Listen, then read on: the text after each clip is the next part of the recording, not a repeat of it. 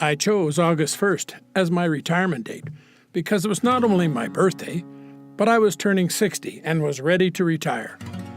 My health was generally good, except for the normal aches and pains. Well, retirement went well, until a few years later a calamity happened that was life-changing. I awoke one morning to find my bed sheets wet. The problem was difficult to control over the following days. I immediately contacted a urologist. I was worried that my life would drastically change, affecting my relationships with family and friends. An examination determined my prostate was enlarged. I also had an enlarged bladder, which contributed to the problem. The examination was done professionally, but still very embarrassing.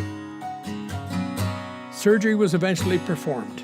Antibiotics were given as a preventative measure. An enlarged bladder may cause future kidney problems. It was suggested that I drain my bladder using a catheter. A home care nurse visited me at home and demonstrated the technique for catheterization. My microbiology training told me that this is not a sterile procedure. Unfortunately, infection occurred and antibiotics were again prescribed. I began a search for a better method of catheterization. I found a company that produced sterile plastic vinyl catheters that were pre-lubricated and individually wrapped.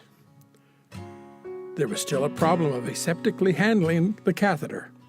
I purchased non-sterile vinyl gloves and various body cleaning solutions to prep the area. This daily procedure proved difficult, especially when traveling. Approximately every month, my bladder was infected with either E. coli, Klebsiella, Proteus. Each organism presented a different antibiotic resistance. I suffered through 35 antibiotic treatments, either with oral or intravenous treatment. Over this time, 5 physicians were involved. I feel that my history was not investigated when I was passed on to the next physician.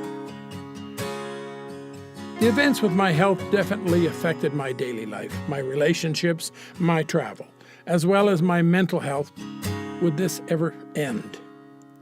Finally, I informed my physician that I felt catheterization was contributing to my recurrent infections and that I decided to cease catheterizing.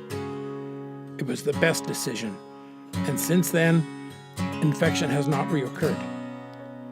I have reduced expenses, reduced my worries, regained my freedom to travel, and refreshed relationships with friends and family.